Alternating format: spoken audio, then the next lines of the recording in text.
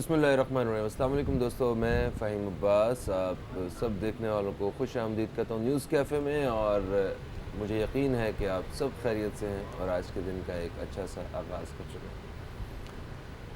आज 21 रमज़ानुल मुबारक, आज का दिन जुड़ा हुआ है एक ऐसी हस्ती के नाम से जिनको आज के दिन शहीद कर दिया गया, हज़रत अली करमल्लाहु वजहू। उनकी ज़िंदगी को देखने के बाद, उनका दौर खिलाफत और दौर इमामत उसको देखने के बाद, हम आज के मुसलमान ज़रा आज के दौर को देखें तो हमें हर तरफ नफसा नफसी नज़र आती है। एक दूसरे को काटने में हर शख्स लगा हुआ है। जहाँ बात करें हुक्मरानों की तो वो भी अवाम से आंखें फेरते हुए नज़र आते हैं। हम दीन इस्लाम पे ईमान रखने वाले लोग, हमारे पास ऐसी ऐसी मिसालें और ऐसी ऐसी हस्तियों के अक़वाल मौजूद हैं कि जो हमारे लिए राह मशअल हैं, मगर हम फिर भी अपने जो हमारे बिलीव्स हैं, जितने हम जो अहकामात हैं, उनसे बिल्कुल एक अलग मुआशरा एक बना के एक अलग सोसाइटीज़ में हम रह रहे हैं। खैर, आज हम यौम अली के मौके पे हज़रत अली करमल्लाहु वजहू की ज़िंदगी के बारे में, उनकी खिलाफत के बारे में, इमामत के बारे में, और उन्होंने अपने दौर में किस तरह अवाम का, रियाया का ख़याल रखा, किस तरह उन्होंने गरीबों की मदद की, किस तरह उन्होंने जो सल्तनत के जो उनके क्या कहते हैं, जो सरकारी जो अखराजात थे वो किस तरह किया करते थे, किस तरह वो फ़र्क रखा करते थे, और किस तरह लोगों को वो मेहनत करने पे और गदागरी पे से रोका करते थे। आज हम इस हवाले से बात करेंगे ताकि हमारी जो मौजूदा ज़िंदगी है इसमें कोई ना कोई हमें सबक मिल सके और हम अपनी ज़िंदगी को बेहतरीन तरीके से गुजार सकें। मैं आप सबसे पहले अपने मेहमानों का तारुफ़ करवाऊँगा। हमारे साथ मौजूद हैं अल्लामा शब्बीरुल हसन ताहरी साहब। हम आपको खुश आमदीद कहते हैं। अस्सलाम वालेकुम। जी वालेकुम अस्सलाम। कैसे हैं अल्लामा साहब? अल्हम्दुलिल्लाह, दुआएं। हमारे जो दूसरे मेहमान हैं वो नोहा ख़ान हैं, और आज हमारे साथ मौजूद हैं असद ज़ैदी साहब। हम आपको भी खुश आमदीद कहते हैं। अस्सलाम वालेकुम। वालेकुम अस्सलाम। कैसे हैं आप? ठीक हैं? अल्हम्दुलिल्लाह, दुआएं।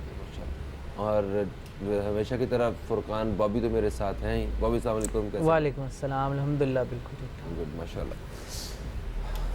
आज का दिन अल्लामा साहब, आप किस तरह देखते हैं कि ठीक है, एक तकलीफ़ होती है, एक बड़ा एक सैड सा जो रमज़ान का वो दिन है जिसमें एक दिल जो है ना वो एक दुखी होता है।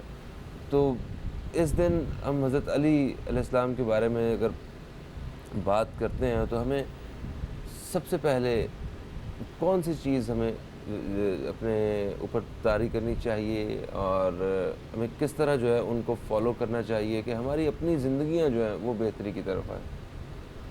बहुत शुक्रिया फ़हीम भाई, हमेशा की तरह बहुत ही अच्छा सवाल। और आज का तो खैर दिन ही जो 21 रमज़ान का दिन है, ये अमीरुल मोमिनीन इमामुल मुत्तकीन यासूबुद्दीन शेर खुदा नाइब मुस्तफ़ा सरकार मौला अली मुर्तज़ा अलैहिस्सलातु वस्सलाम की शहादत का दिन है। और आज का दिन यानी 21 रमज़ान सन 40 हिजरी में एक मरतबा फिर उम्मत इस्लामिया जो है वो यतीम हुई है, अपने मोहसिन, अपने मेहरबान और अपने शफ़ीक़ रूहानी पेदर से महरूम हुई है। इससे पहले 28 सफ़र सन 11 हिजरी में जब रसूलुल्लाह सल्लल्लाहु अलैहि वसल्लम ने रहलत फरमाई और पर्दा फरमाया और वो इस दुनिया से तशरीफ़ ले गए, तो उम्मत इस्लामिया उस वक्त यतीम हुई थी, क्योंकि पाक पैगम्बर हज़रत मोहम्मद मुस्तफ़ा सल्लल्लाहु अलैहि वसल्लम का इरशाद गिरामी है कि अना व अलीयुन अबवा लिहाज़िहिल उम्मा, मैं और अली इस उम्मत के रूहानी बाप हैं। लिहाजा जब पैगम्बर दुनिया से जाएंगे तो उम्मत यतीम होगी। उसी तरह जब जनाब अमीरुल मोमिनीन सरकार अली अलैहिस्सलातु वस्सलाम शहीद होते हैं तो जहाँ ज़ैनब उम्मे कुलसूम और जहाँ हसनैन करीमैन यतीम होते हैं कि वो अपने हकीकी पिदर बुजुर्गवार से महरूम होते हैं कि ज़ाहरी तौर पर जनाब अमीरुल मोमिनीन दुनिया से तशरीफ़ ले जाते हैं और पर्दा फरमाते हैं, वहीं पूरी उम्मत इस्लामिया जो है वो एक मरतबा लिबास यतीमी पहनती है।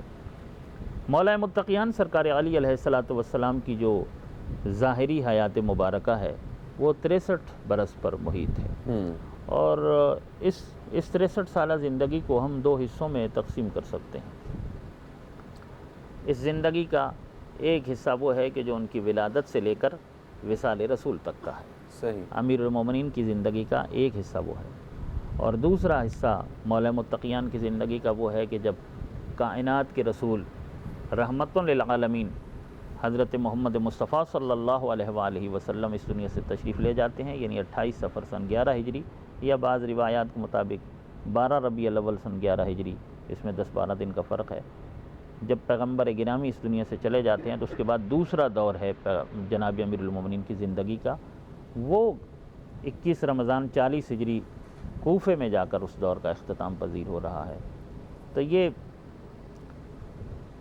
63 साला ज़िंदगी में से मौला की ज़िंदगी के 33 साल वो हैं विलादत से विसाल रसूल तक के, और तकरीबन 30 बरस ये हैं जो पैगम्बर के बाद के हैं। इनमें से इन 63 बरसों में से मौला की ज़िंदगी का एक एक दिन, बल्कि एक एक लम्हा और एक एक लहज़ा काबिल तक़लीद बल्कि लाज़िमुत तक़लीद है, वाजिबुत तक़लीद है।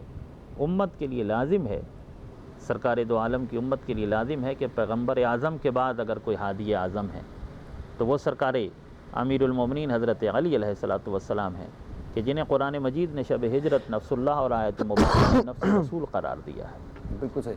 अच्छा, एक सवाल, डेफिनेटली जो हज़रत अली करम वजह का जो उनका मुकाम है वो उस मुकाम के लिए बाकी सहाबा कराम भी हमेशा से एक ख्वाहिश रखते रहे कि काश हमें वो मर्तबा मिलता, और उनका नाम लेके लोग अपनी मुश्किलात जो हैं वो रफ़ा करते हैं आज तक। बिल्कुल। तो रसूल पाक सल्लल्लाहु अलैहि वसल्लम के वसाल के बाद वो ऐसा कौन सा तबका था जो हज़रत अली करमल्लाहु वजहू को कत्ल करना चाहता था, या इस इरादे से वो अपनी मनसूबाबंदी कर रहे थे? आखिर वो क्या तकालीफ थी उन्हें, क्यों उन्होंने ऐसा सोचने में मजबूर किया, या ऐसे वो कौन सी गुमराही की मंजिल में थे कि जो ये फ़ैसला किया उन्होंने? असल में जनाब अमीरुल मोमिनीन चूँकि हीन हयात पैगम्बर में पैगम्बर आज़म सल्लल्लाहु अलैहि वसल्लम की हयात तैयबा में जितनी भी इस्लामी जंगें हुई हैं उन तमाम जंगों के सालार आला हज़रत अली अलैहिस्सलातु वस्सलाम थे, और तकरीबन तमाम जंगों की फ़तह का सहरा भी अमीरुल मोमिनीन हज़रत अली अलैहिस्सलातु वस्सलाम के सर पर है। इसी रमज़ान के महीने में जंग बदर भी आती है जो तारीख़ इस्लाम की पहली जंग है हिजरत के बाद, जब पैगम्बर मदीना तशरीफ़ ले गए। तो इस पहली जंग में बेसरो सामानी के आलम में मुसलमानों ने जंग लड़ी है, लेकिन फ़तह हुई है, और इस जंग में 70 कुफ़ार कत्ल हुए हैं, जिसमें से 35 फ़कत जनाब अमीरुल मोमिनीन हज़रत अली अलैहिस्सलाम की तलवार से वासिल जहन्नुम हुए हैं, और बाकी 35 अफराद को पूरे लश्कर इस्लामी ने मिलकर मारा है। उसमें भी जनाब अमीरुल मोमिनीन की कुमक और इमदाद शामिल है। उसके बाद भी जितनी जंगें हैं उनमें हज़रत अली अलैहिस्सलातु वस्सलाम की फ़तह, उनकी जवान मर्दी, उनका जज्बा इसार व क़ुरबानी, उनका जज्बा जहाद, उनकी शुजाअत, उनकी जुर्रत, उनकी बहादरी, उनकी बेमिसाल और लाज़वाल शुजाअत, और उसकी वजह से चूँकि कुफ़ार और मुशरिकीन की एक बहुत बड़ी तादाद हज़रत अली अलैहिस्सलाम के हाथों से कत्ल हुई थी, लिहाजा उन ख़ानदानों की जनाब अमीरुल मोमिनीन के साथ एक खलश और एक तकलीफ़ और उन्हें परेशानी, और उनके दिलों में मौला मुत्तक़ियान के लिए एक बुग़्ज़ बैठा हुआ था। बिल्कुल सही। अच्छा, हज़रत अली करमल्लाहु वजहू की ज़ात के साथ जो लोग बुग़्ज़ रखते हैं उनके लिए, और जो मोहब्बत में बेपनाह गिरफ़्तार हैं उनके लिए भी जो हवाले मिलते हैं रसूल पाक सल्लल्लाहु अलैहि वसल्लम की ज़िंदगी अहादीस में से, वो भी थोड़ा सा बताइएगा। अगर एक ब्रेक की आवाज़ मेरे कान में गूंज रही है, कहीं मत जाइए दोस्तों, अब तक देखते रहिए न्यूज़ कैफ़े, देखते रहिए।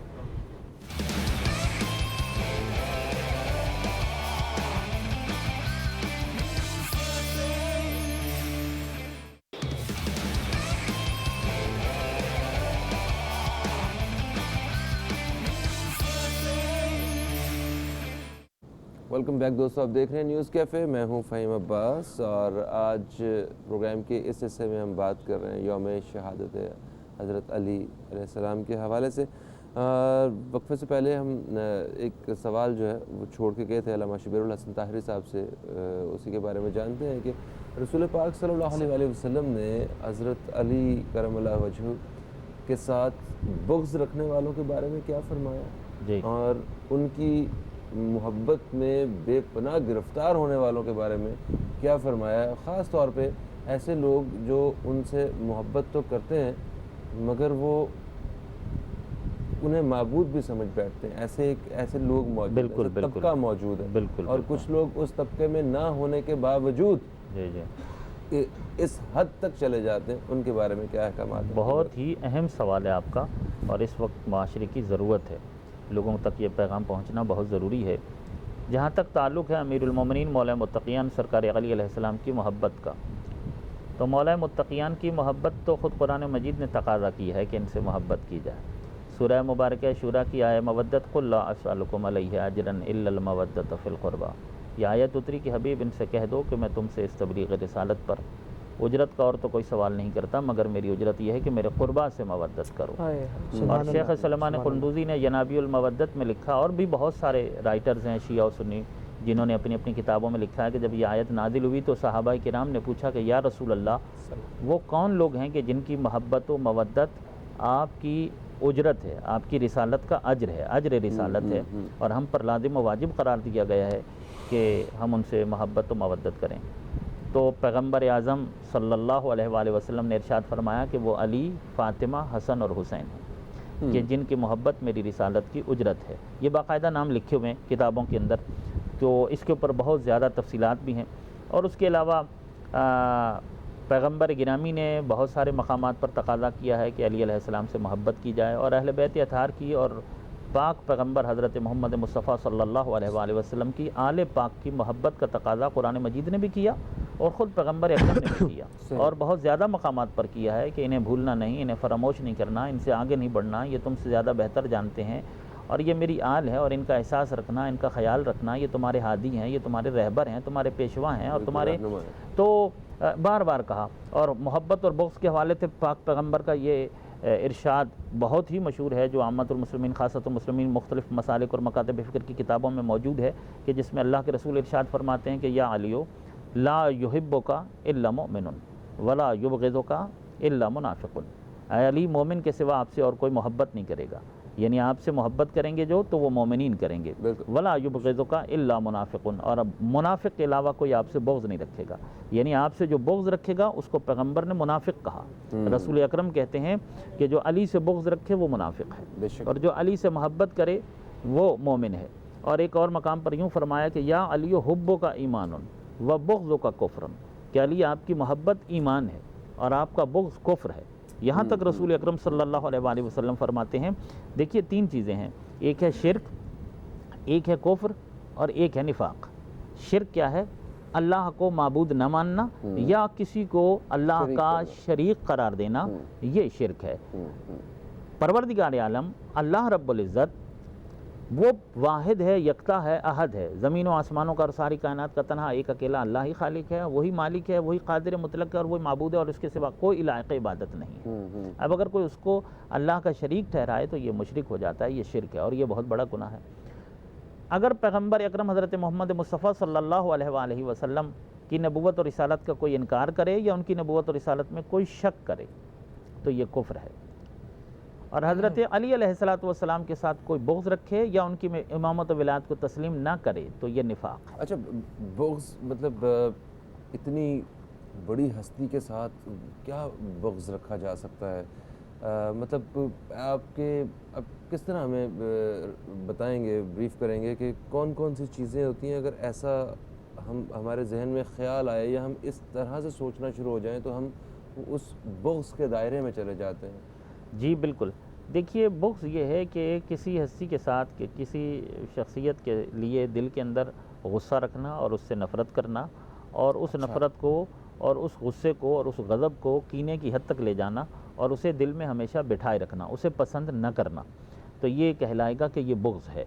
और जो लोग मौलाए मुत्तक़ियान सरकार अली अलैहिस्सलातु वस्सलाम को पसंद न करें या उनसे बुग़्ज़ रखें, इसमें शिया सुन्नी तमाम मुसलमानों का इत्तिफ़ाक़ है कि अली से बुग़्ज़ रखने वाला मुनाफिक है, उसका और कोई नाम नहीं है। तमाम शिया और सुन्नी मुसलमानों का इस बात पर इत्तिफ़ाक़ है कि जो हज़रत अली अलैहिस्सलाम से बुग़्ज़ रखता है वो मुनाफिक है, और जो हज़रत अली अलैहिस्सलाम से मोहब्बत करता है वो मोमिन है। अच्छा ठीक है, मोहब्बत की भी के बारे में थोड़ा सा एक्सप्लेन कीजिए, जो मैं सवाल में मैंने शुरू में कहा था जी कि क्योंकि कुछ तबके यहाँ पे ऐसे भी मौजूद हैं जो कि उनकी जी, मैं मोहब्बत में इस बिल्कुल कदर वज़ाहत करता गिरफ्तार हूँ। हैं जी कि हाँ, उन्हें बिल्कुल। माबूद जी बिल्कुल, हज़रत अली अलैहिस्सलाम को या किसी भी इमाम को माबूद मानने की इस्लाम में क़तन कोई गुंजाइश नहीं है। उन्हें खुदा मानना या खुदा का शरीक ठहराना ये कुफ्र है और शिरक है, और इस्लामी मकातब फ़िक्र में से और इस्लामी मसालिक में से किसी के यहाँ भी ये चीज़ जायज़ नहीं है। ऐसा शख्स दायरा इस्लाम से खारिज हो जाएगा। जो शख्स हज़रत अली अलैहिस्सलाम को या किसी भी इमाम को या वली को खुदा समझे या खुदा का शरीक करार दे, तो वो शख्स दायरा इस्लाम से खारिज होगा, वो मुशरिक होगा, वो काफिर होगा।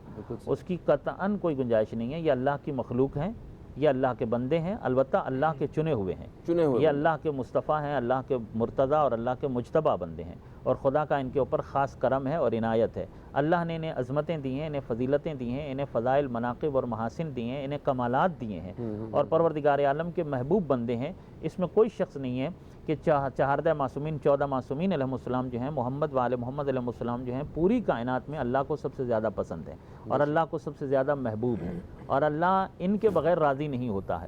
लेकिन ये हैं उसकी मखलूक, और इन पर भी ये लाजिम है कि ये अल्लाह की इबादत करें। तो ये खुदा की इबादत करते हैं, खुदा को सजदा करते हैं, नमाज़ पढ़ते हैं, रोज़ा रखते हैं, उसकी बंदगी करते हैं, और उसी का दिया हुआ रिज़्क़ खाते हैं। तो इस तरह मोहब्बत में आगे निकल जाना कि खुदा इन्हें समझ बैठना या खुदा का शरीक करार देना, इसकी कतन कोई गुंजाइश नहीं, गुमराही की तरफ आ जाता है। जी बिल्कुल। अच्छा, एक और सवाल कि आज मौला अली की शहादत का दिन है, तो वो शहीद करने वाले जो थे वो लोग, वो क्या उस दौर में सिर्फ हज़रत अली को ही शहीद करने के इरादे से निकले थे, या और भी उस दौर के जो बाकी सहाबा कराम थे वो उनको भी शहीद करना चाहते थे? और एक्चुअली ये साजिशी जो थे, ये थे कौन? ये कौन लोग थे? खारजियों का जिक्र होता है, तो खारजी कौन है? ज़रा इस बारे में देखिए, जनाब अमीरुल मोमिनीन के हवाले से तारीख़ की किताबों में, अब इस पर जो मेरा तज्ज़िया और तबसरा होगा वो तो एक अलग है, अगर उसका वक्त मिला तो हम करेंगे, लेकिन तारीख़ की किताबों में जिस तरह से ये लिखा हुआ है ज़्यादातर, वो कुछ इस अंदाज से है कि ख़वारिज जिन्होंने जंग नहरवान लड़ी हज़रत अली अलैहिस्सलातु वस्सलाम के साथ, तो ये जो खारजी हैं, इन्होंने मक्का के अंदर एक मीटिंग की, और वहाँ इन्होंने जनाब अमीरुल मोमिनीन हज़रत अली अलैहिस्सलातु वस्सलाम के कत्ल का मंसूबा बनाया। अगरचे बाद हवालों में है कि 3 अफराद को कत्ल करने का मंसूबा बनाया, उसमें अमीर शाम माविया इब्न अबू सुफियान भी हैं, और अमर बिन आस भी हैं, और हज़रत अली अलैहिस्सलाम भी हैं। तो एक शख्स को चुना गया जो है कि वो जाए मिस्र, और 19वीं रमज़ान की सुबह में जाकर अमर बिन आस को, और एक शख्स को चुना गया कि वो दमिश्क चला जाए, और जब नमाज फ़जर पढ़ाने के लिए माविया बिन अबू सुफियान आए तो वो उनको कत्ल कर दे, और अब्दुर्रहमान इब्न मुलजिम का इंतखाब किया गया कि वो कूफे में जाए और हज़रत अली अलैहिस्सलाम को शहीद करे। ये तारीख़ का एक किस्सा इस अंदाज से बयान किया जाता है और किताबों के अंदर लिखा हुआ भी है। अब्दुर्रहमान इब्न मुलजिम जो है, अच्छा इसमें कामयाब सिर्फ अब्दुर्रहमान इब्न मुलजिम हुआ है? ये सवालात पैदा होते हैं ना कि अगर 3 अफराद को कत्ल करने का मंसूबा था तो मज़ीद 2 अफराद बच कैसे गए? वो 2 लोग जो हैं वो क्यों नहीं हुए कत्ल? अच्छा, और हज़रत मुआविया वो तो मेरा ख्याल ज़ख्मी हुए मामूली से ज़ख्मी हुए थे, और वो बहुत जल्दी ठीक हो गए थे। अच्छा, और अमर बिन आस जो हैं वो उस दिन आए नहीं, उन्होंने अपनी जगह पर किसी दूसरे को भेज दिया, तो उस दिन कोई और शहीद हो गए, और वो उनकी जगह पर जो है जो कत्ल के इरादे से आया उसने उनको मार दिया। बहरहाल अलगर्ज ये कि माफ़ी चाहता हूँ, बड़ी गलत जगह पे मैं आपको टोक रहा हूँ। एक फिर ब्रेक की आवाज़ मेरे कान में गूंजी है, तो एक ब्रेक से वापस आके यहीं से वाक़या शुरू करेंगे। फिर हम हमारे साथ असद ज़ैदी मौजूद है, तो इनसे दरख्वास्त करेंगे तो अस्सलाम भी पेश करें। तो दोस्तों कहीं मत जाइए, अब तक देखते रहिए न्यूज़ कैफ़े, देखते रहिए, अभी आपसे दोबारा मुलाकात होती है।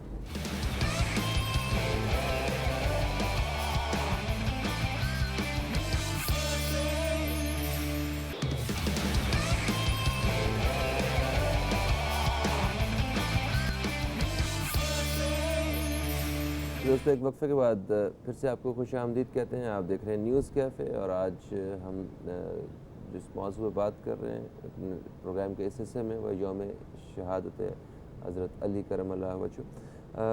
वक्फे से पहले अल्लामा शब्बीरुल हसन ताहिरी साहब वो बयान फरमा रहे थे आप सर के किस तरह मनसूबाबंदी की गई, साजिश एक की गई कि हज़रत अली करमल्लाहु वजहू को शहीद करना, और उनके क्या मकासद थे, किस वजह से ये यहाँ तक ये सारा कुछ हुआ, इस बारे में आप बयान कर रहे हैं। ये मक्का में बैठे और इन लोगों ने आपस में एक मीटिंग की, क्योंकि जंग नहरवान में ये जनाब अमीर मौला मुत्तक़ियान के साथ हज़रत अली अलैहिस्सलाम के साथ इन्होंने जंग भी लड़ी थी, और खारजियों की एक बहुत बड़ी तादाद उसमें वासिल जहन्नुम हो गई, कत्ल हो गई मौला के हाथों से। तो इन्होंने उनका ठान ली कि उनका इंतकाम लेना है, अपने कुश्तों का हमने इंतकाम लेना है जो अली के हाथों से जो लोग मारे गए हैं। फिर उन्होंने कहा कि इस वक्त मुसलमान माशरे के अंदर जितना फ़साद है वो अली, माविया और अमर इब्न आस की वजह से है, इन तीनों को ही कत्ल कर दिया जाए। तो एक शख्स जिसका नाम बकर बिन अब्दुल्ला समीमी है, उसको मिस्र के लिए भेजा गया कि आपने जाकर 19वीं रमज़ान की सुबह में अमर बिन आस का काम तमाम करना है। और दूसरा जो शख्स है वो अमर बिन बकर तमीमी है इसका नाम, कि इसको शाम के लिए, दमिश्क के लिए, कि तुमने 19वीं की रमज़ान की सुबह में जाकर मुआविया बिन अबू सुफियान जो हैं उनको कत्ल कर देना है। और तीसरा शख्स ये अब्दुर्रहमान इब्न मुलजिम है कि तुमने कूफे में जाना है और मस्जिद कूफा में 19वीं रमज़ान को। अलबत्ता वो दोनों अफराद, जैसे कि हम पहले कर चुके हैं, कि वो बच गए और मौला मुत्तक़ियान हज़रत अली अलैहिस्सलाम शहीद हो गए। ये तकरीबन 1 महीना पहले कूफे में पहुँच गया और इसको एक ख़ास तलवार दी गई, और ये उस तलवार को 1 महीना तक इंतहाई सख्त जहर पिलाता रहा है, और इंतहाई सख्त जहर पिलाता रहा। और फिर कुछ और खारजी भी इसके साथ मिल गए, और वो एक पूरी दास्तान है कि कुत्ताम भी इसके साथ शामिल हो गई, ये खातून, उसने भी कुछ इसको कुमक और मदद फराहम की। फिर ये आता है और रात को मस्जिद कूफा में सो जाता है। और मौला मुत्तक़ियान का दस्तूर ये है कि वो रोज़ा जो इफ़्तार करते हैं वो अपनी औलादों में से किसी एक के यहाँ इफ़्तार करते हैं, और 18 रमज़ान यानी 19 की शब का जो रोज़ा है वो अपनी बेटी उम्मे कुलसुम के यहाँ मौला ने इफ़्तार फरमाया है। तो इफ़्तार के वक्त बेटी ने जो सामान मेरे मौला के सामने रखा है वो जौ की 2 रोटियां हैं, एक तश्तरी में नमक है और दूध का एक प्याला है। आज आप मुसलमान माशरे की इफ़्तारी भी देख लें, हमारे यहाँ का दस्तरखान भी देखें और अली का दस्तरखान भी देखें कि मौला के सामने जौ की 2 रोटियाँ, एक तश्तरी के अंदर नमक है और दूध का प्याला। उसे भी देखकर मौला फरमाते हैं कि मेरी बेटी उम्मे कुलसुम, मैंने अपने आका और अपने मौला सरकार रसूल अकरम सल्लल्लाहु अलैहि वसल्लम को नहीं देखा कि उन्होंने अपनी ज़िंदगी में कभी एक वक्त में 3 चीज़ें इस्तेमाल की, तो मैं अपने आका और मौला की पैरवी करता हूँ, लिहाजा मैं भी एक वक्त में 3 चीज़ें इस्तेमाल नहीं कर सकता। इनमें से एक चीज़ को उठा लो। हो सकता है कि बेटी ने नमक उठाना चाहा हो तो रोक दिया कि नहीं, दूध उठा लो। नमक के साथ जौ की रोटी के 2 लुक़मे और नमक के साथ इफ़्तार किया। अच्छा, मौला मुत्तक़ियान की ज़िंदगी का ये मामूल है, अगरचे हम उस सवाल से गुज़र कर आ गए हैं, लेकिन चूँकि बहुत चंद दकीक़ें हमारे पास, चंद मिनट हैं और मौला की ज़िंदगी का ख़ुलासा भी हमने पेश करना है। तो मौला की पूरी ज़िंदगी में मौला ने जौ की रोटी खाई है, कभी गंदम की रोटी नहीं खाई है। और हज़रत अली अलैहिस्सलातु वस्सलाम सवाए ईदैन के और ख़ास दिनों के अलावा उन्होंने पूरी ज़िंदगी में हमेशा रोज़ा रखा है, हर दिन रोज़ा रखा है। सिर्फ रमज़ान में रोज़ा नहीं रखा करते थे, जो ईद वगैरह के दिन और ख़ास जंगों के दिनों को छोड़कर मौला हमेशा रोज़ा ही रखते थे और हर रात जागते थे। पूरी ज़िंदगी में अपनी मौला अली अलैहिस्सलाम अपनी 63 साल ज़िंदगी में सिर्फ 1 रात सोए। हर रात जागते थे और 1000 रकात नमाज़ पढ़ते थे। हर रात में हज़रत अली अलैहिस्सलाम एक रात में 1000 रकात नमाज़ पढ़ते हैं नमाज तहज्जुद के अलावा, और उसके बाद 1000 रकात नमाज़ पढ़ने के बाद नमाज तहज्जुद पढ़ते थे। उस ज़माने की रातें लंबी होती थीं। पैगम्बर अकरम के इरशादात भी हैं कि ज़माने आखिर में जाकर वक्त तेज़ रफ्तारी से गुजरेगा, और अब गुजर रहा है वक्त बहुत तेज़ी से, और अब रातें छोटी हो गई हैं। तो एक रात में 1000 रकात नमाज़ पढ़ते और दिन रोज़े से गुजारते, और इस हालत में कि रोज़े रख के और जौ की रोटी के साथ इफ़्तार करते, और फिर वो फ़ातह बदर भी हैं, फ़ातह हुनैन भी हैं, फ़ातह खैबर भी हैं, फ़ातह खंदक भी हैं, और कोई जंग ऐसी नहीं है कि जो उनके बग़ैर फ़तह हुई हो।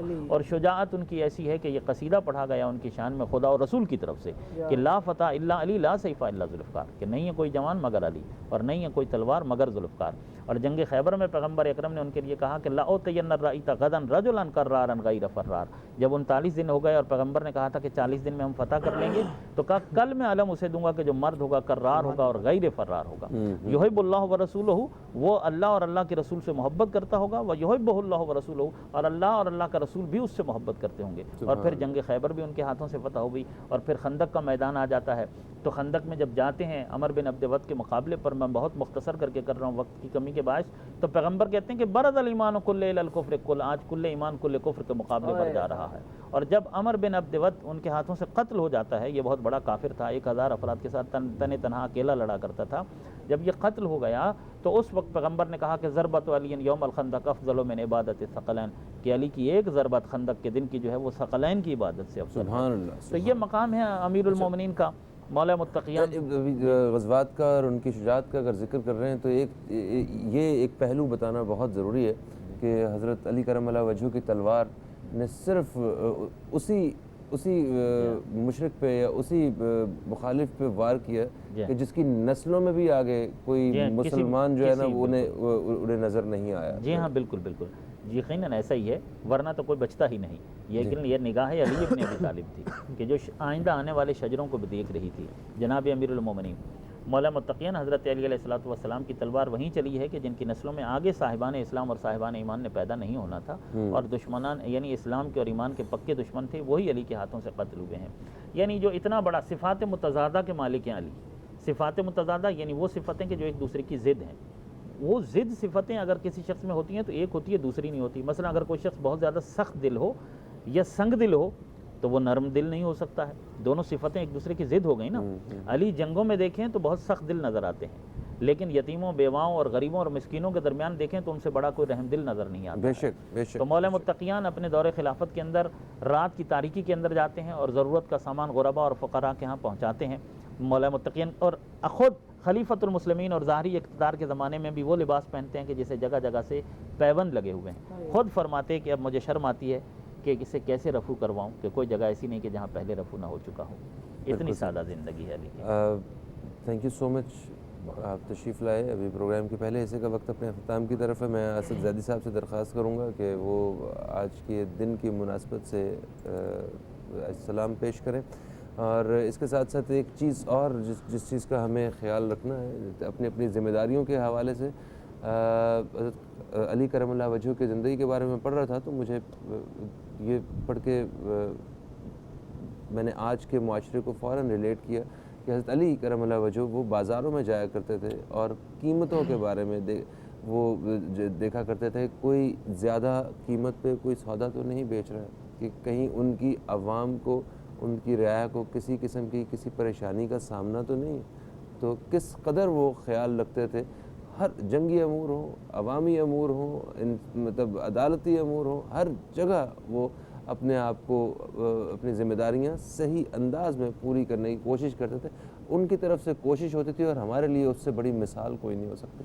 मैं प्रोग्राम के दूसरे हिस्से में दाखिल होने से पहले असद ज़ैदी से दरख्वास्त करूँगा कि वो सलाम पेश करें ताकि फिर हम दूसरे हिस्से में दाखिल हों। आज शहादत मौला अली इस मुनासबत से सलाम के 4 मिसरे। इब्ने मुल्जिम ने हैदर को मारा,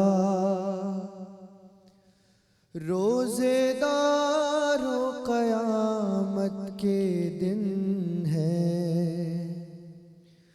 हमसे बिछड़ा है मौला हमारा,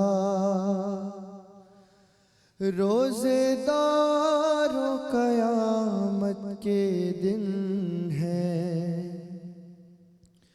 सूनी क़ब्र रसूल खुदा है, घर में ज़हरा के मातम बापा है, खाक उड़ाता है हैदर का कुनबा, रोज़ेदारो क़यामत के दिन है, आले हैदर पे आफत है आई, बेकसों पे यतीमी है छाई, उठ गया सर से है दर का साया, रोज़ेदार क़यामत के दिल हैं, और क्यों न रोए वो गम नहीं है, शब ये आशूर से कम नहीं है, और खुल्द में भी ये मातम है बरपा, रोज़ेदार क़यामत के दिल है, और दिल हिलाते हैं ज़ैनब के नाले, खाक उड़ाते हैं सब कुनबे वाले, उठ रहा है अली का जनाजा, रोज़ेदार क़यामत के दिन है, इब्ने मुल्जिम ने हैदर को मारा, रोज़ेदार क़यामत के दिन है, हमसे बिछड़ा है मौला हमारा, रोज़ेदार क़यामत के दिल है।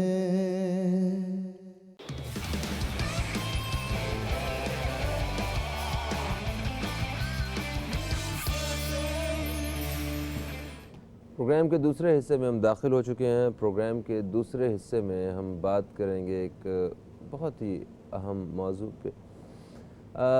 वैसे तो हमारी ज़िंदगी नेमतों से भरी हुई है, हमारे इर्द गिर्द बेशुमार ऐसी नेमतें मौजूद हैं कि हम उनको देखें और खुदा का शुक्र अदा करते रहें,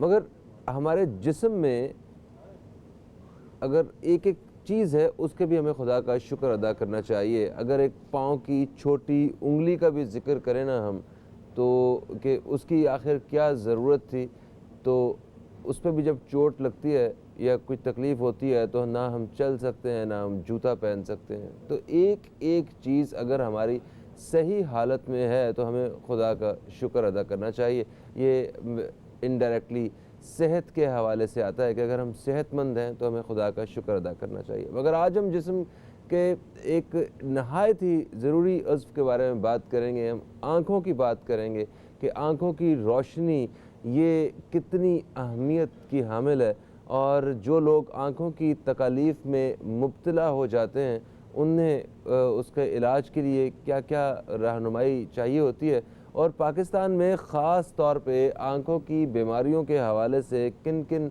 अमराज का सामना करना पड़ता है और आवाम किन अमराज में बहुत तेज़ी से मुब्तला हो रहे हैं आँखों की बीमारियों के हवाले से। क्योंकि आँखों की रोशनी के बराबर कोई भी ऐसी नेमत एक इंसानी ज़िंदगी में अगर हम देखें, हम नेमतों के बीच में रह के, तो मेरा नहीं ख्याल कि इससे भी बड़ी कोई नेमत मौजूद है। तो मेरे साथ आज जो मेहमान मौजूद हैं ये पाकिस्तान के मशहूर आई स्पेशलिस्ट हैं डॉक्टर शरीफ हाशमानी साहब, जो चेयरमैन हैं हाशमानी मेडिकल वेलफेयर फाउंडेशन के। हम आपको खुश आमदीद कहते हैं। अस्सलाम वालेकुम। Thank you. कैसे हैं सर आप? अल्लाह का एहसान। अच्छा, आज के दौर में सबसे ज़्यादा जो आँखों से मुतल्लिक जो बड़े अमराज हैं वो कौन कौन से हैं जिनका सामना करना पड़ता है आवाम को? अच्छा, इसमें अब हम दो ग्रुप्स कर दें, अगर बड़ों में और बच्चों में। और सबसे जो बड़ा मसला जो बड़ों में है, जो एडल्ट्स पॉपुलेशन में, वो आपका वही मोतिया, काला पानी, शुगर की बीमारियां, ये सारी चीज़ें हैं। शुगर की बीमारी का भी आँख से ताल्लुक़ है? शुगर की बीमारी का आँख से बहुत बड़ा ताल्लुक़ है। शुगर की बीमारी एक ऐसी बीमारी है जिसकी वजह से आप ब्लाइंड हो सकते हैं। और इस वक्त दुनिया में डेवलप्ड वर्ल्ड, जहाँ पर के आम बीमारियों की वजह से लोग को कोई मसला नहीं होता। आम बीमारियों से मतलब ये है कि मोतिया और काला पानी की वजह से लोग ब्लाइंड नहीं होते, वो लोग ब्लाइंड होते हैं। Number 1 reason of blindness in developed world is diabetes, मोतिया, ये आपका डायबिटिक रेटिनोपैथी। Okay. अच्छा, यही सिनेरियो अब पाकिस्तान के बड़े शहरों में जहाँ पर के और फैसिलिटीज़ अवेलेबल हैं वो डेवलप हो रहा है। यानी कराची में हम अब ज़्यादातर देखते हैं मरीज़ जो कि डायबिटीज़ की वजह से आँखों के मर्ज़ में मुब्तला हैं और उनकी आँखों की नज़र बिनाई जा रही है।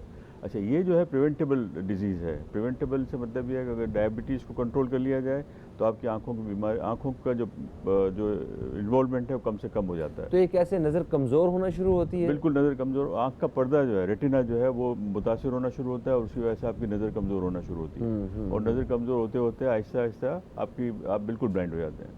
तो ये प्रिवेंटेबल है कि आप डायबिटीज़ कंट्रोल करें या अपना चेकअप रेगुलरली डॉक्टर से कराएं।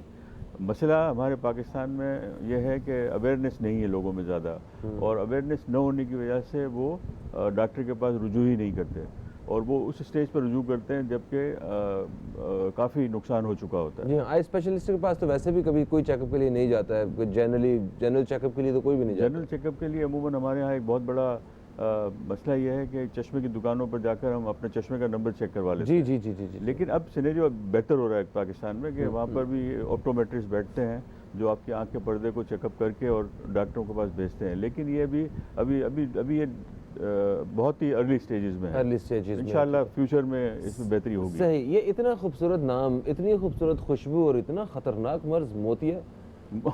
बिल्कुल बड़ा अच्छी बात की आपने कि इतना खूबसूरत नाम और इतनी खूबसूरत खुशबू। हाँ। और ये मोतिया जो है ये असल में आपकी आँख के अंदर अल्लाह ताला ने एक लेंस दिया हुआ है जिसकी वजह से आप दूर भी देख सकते हैं और नज़दीक भी देख सकते हैं। वो लेंस जो है आपका धुंधला जाता है, यानी कि उसमें ओपेसिफिकेशन हो जाती है वक्त के साथ साथ। जैसे जैसे आपकी उम्र बढ़ती है उसमें ये प्रॉब्लम शुरू होते हैं।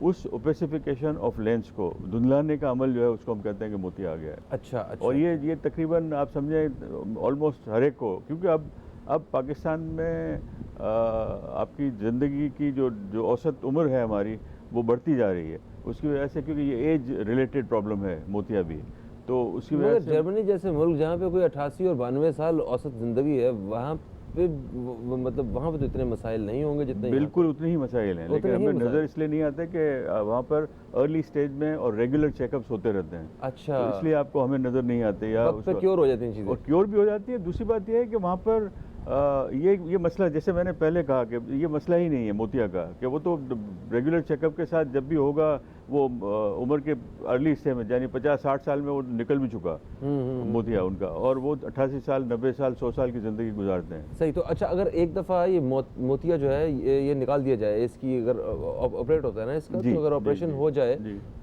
तो उसके बाद मामला हल हो जाता है लाइफ टाइम के लिए। मतलब मोतिया जब निकलेगा तो वो एक, मैंने जैसे कहा कि ये एक लेंस है जो धुंधला जाता है। हाँ। उस लेंस को हम रिप्लेस करेंगे विद अनदर लेंस। तो आर्टिफिशियल लेंस हम जिसे इंट्राओक्युलर लेंस कहते हैं वो हम डालते हैं। अच्छा। तो अच्छा। उस लेंस को निकाल कर कुदरती जो ख़राब हो गया हम एक नया लेंस डाल देते हैं ताकि उससे मरीज़ आराम से देख सके।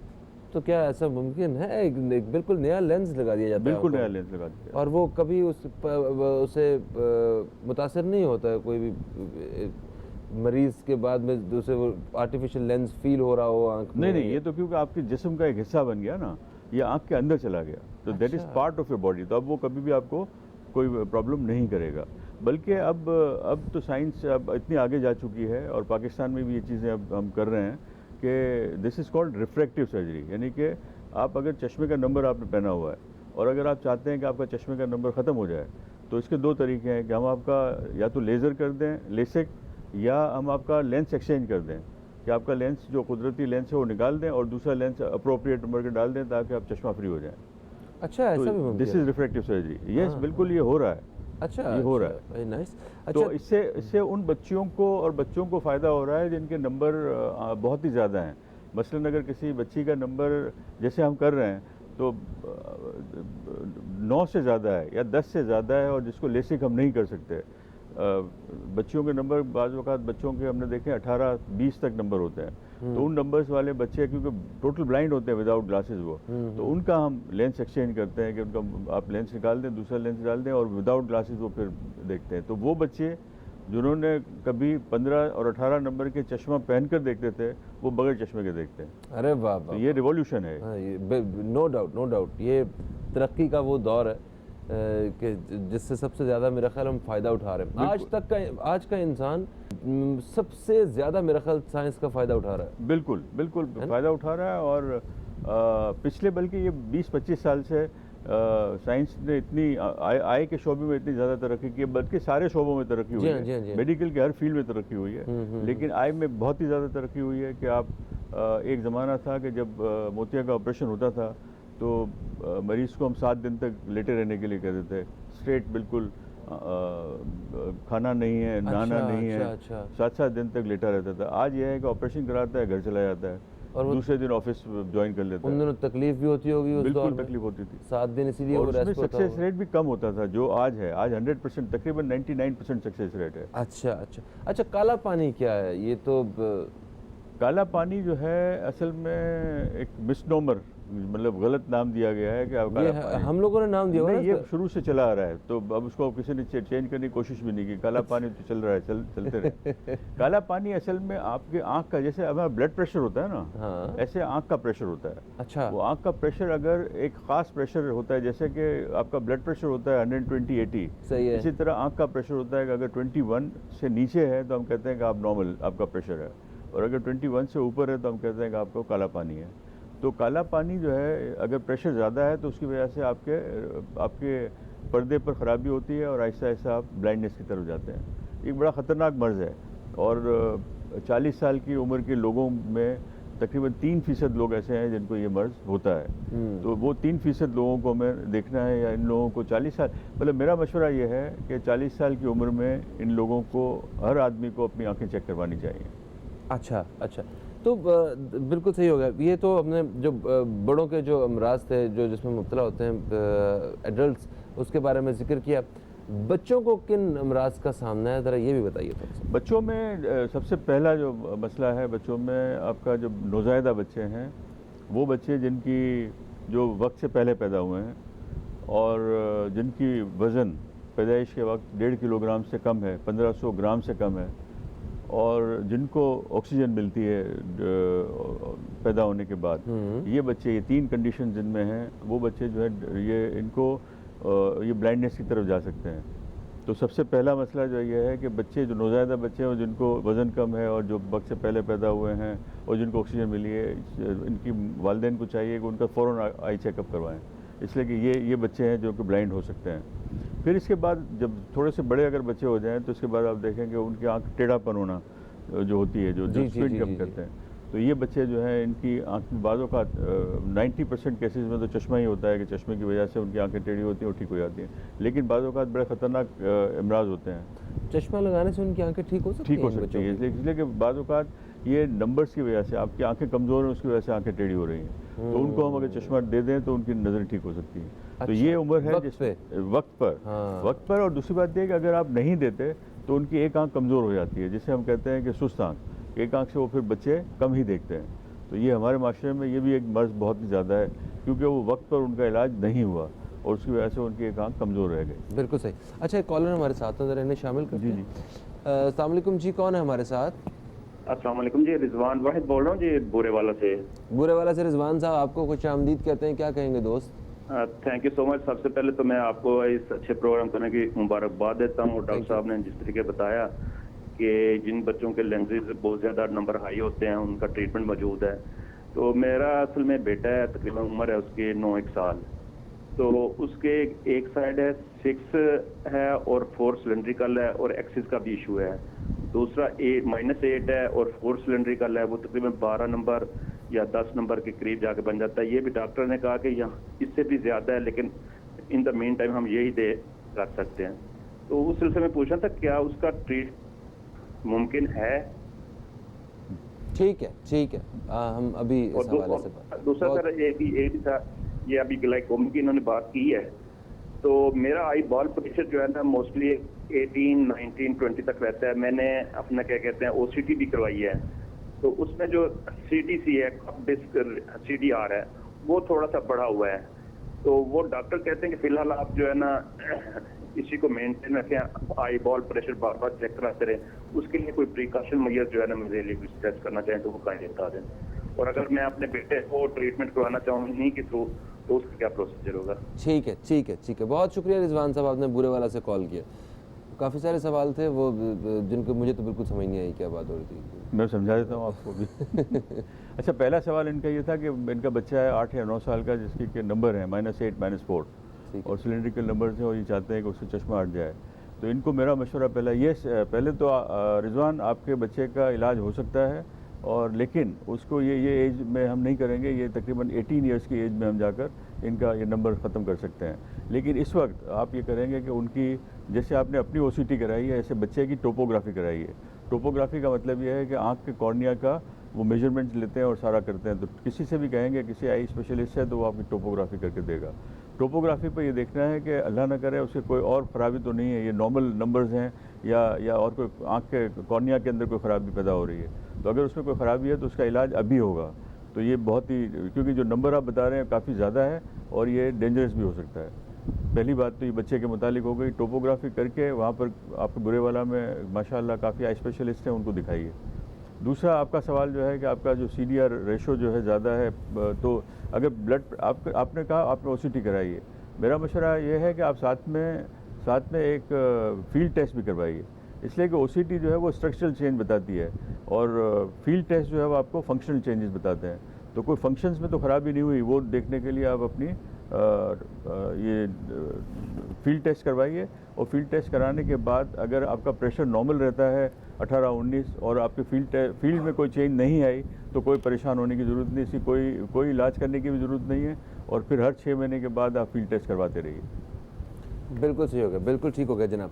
अच्छा, ये जो आपने बताया कि जो 3 मेजर जो डिजीज़ हैं आई से रिलेटेड, जिसमें मोतिया है, जिसमें काला पानी है और शुगर की वजह से डायबिटीज़ की वजह से जो ब्लाइंडनेस की तरफ हम चले जाते हैं, तो इनका इलाज वो पाकिस्तान में क्या इजीली पॉसिबल है? बिल्कुल। और कितना महंगा है? क्योंकि अगर एक गरीब आदमी को इस बीमारी का सामना करना पड़ता है तो क्या वो आसानी के साथ उसका ट्रीटमेंट करवा सकता है? देखें, ये 3 जो बीमारी आपने पूछी मुझे, काला पानी, मोतिया और शुगर की बीमारियों की वजह से, इसके अलावा भी कई बीमारियां हैं। यस, इनका इलाज पाकिस्तान में दस्तयाब है और हम दुनिया के तरक्की याफ्ता मुल्कों के बराबर ट्रीटमेंट पाकिस्तान में अवेलेबल है। अच्छा। ये मतलब आप ये दिमाग में से हर आदमी ये निकाल दे कि हम पाकिस्तान में ट्रीटमेंट नहीं हो सकता। हाँ। बिल्कुल, पाकिस्तान हर चीज़ का ट्रीटमेंट है, इसके लिए कहीं बाहर जाने की ज़रूरत नहीं है। नंबर 1। नंबर 2 सवाल आपने पूछा कि क्या गरीब आदमी अपना इलाज करवा सकता है? यस, ये इलाज महंगे हैं, ये इलाज काफ़ी महंगे हैं, लेकिन जो सबसे अच्छी बात है पाकिस्तान में वो ये है कि यहाँ पर मुखैर हज़रात की कमी नहीं है, और हमारे पास NGOs जो हैं उन्होंने अपने हॉस्पिटल इतने बनाए हुए हैं कि माशाल्लाह उसमें तकरीबन हम काफ़ी मरीज़ों का इलाज फ्री ही करते हैं और उससे मतलब गरीब लोग इस्तेफ़ादा हासिल उठाते हैं। नंबर 3 ये है कि ये जो आपने देखा होगा आई कैंप्स का नाम सुना होगा। जी। तो ये आई कैंप्स वक्तन फ़वक्तन हर शहर में लगते हैं, हर छोटे छोटे गांव में लगते हैं, और उससे आपकी ये बड़ी हेल्प होती है। इसकी मैं मिसाल आपको ये दूं कि सबसे हम ये जो काम कर रहे हैं, मैं जो इस काम में हूँ, आई एम सिंस 1979 तकरीबन 40 साल हो गए। और 40 साल पहले कि मैं अपने ही एक आई कैंप की बात कर रहा हूँ कि हमने सिंध के एक छोटे से गाँव में एक आई कैंप किया था। उस वक्त मोतिया के हम जब अनाउंस करते थे कि हम यहाँ पर आए हैं और कैंप किया है और मरीज़ आए हैं हमारे पास, तो ढेरों मतलब सैकड़ों मरीज़ आते थे, और 100 मरीज़ में से 25 से 30 मरीज़ ऐसे होते थे जिनकी दोनों आँखों में पका हुआ मोतिया होता था और वो बिल्कुल ब्लाइंड होते थे। जब आप आँख पर लाइट डालेंगे आपको 2 सफ़ेद चीज़ें नज़र आएंगी, सफ़ेद आंखें नज़र आएंगी। तो वो उसी तरह फिर रहे हैं, ब्लाइंड, बिल्कुल ब्लाइंड। उनको पकड़ लेकर वो मतलब लोग एक बोझ हो जाता था समाज के ऊपर, घर के ऊपर, क्योंकि उसको नज़र ही कुछ नहीं आ रहा, वो करेगा क्या। तो ये कंडीशन थी 1979-80 में जब हमने शुरू किया था। उस वक्त तकरीबन 25 से 30 मरीज़ ऐसे होते थे 100 में से, यानी जो blindness ratio due to cataract था तकरीबन 25% था।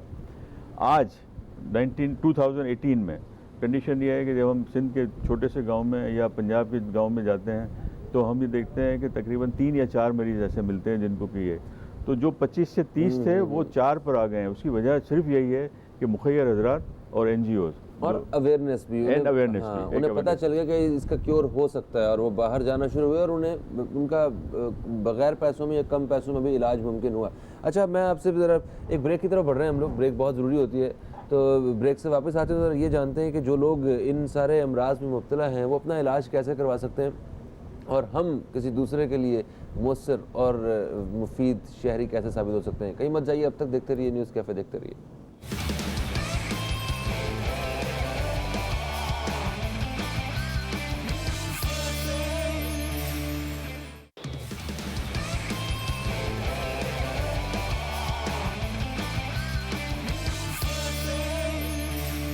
वेलकम बैक दोस्तों, आप देख रहे हैं न्यूज़ कैफ़े, मैं हूं फ़हीम अब्बास। हमारे साथ आज मौजूद हैं चेयरमैन हाशमानी मेडिकल वेलफेयर फाउंडेशन जनाब डॉक्टर शरीफ हाशमानी साहब, जो पाकिस्तान के माशाल्लाह फेमस आई स्पेशलिस्ट में से।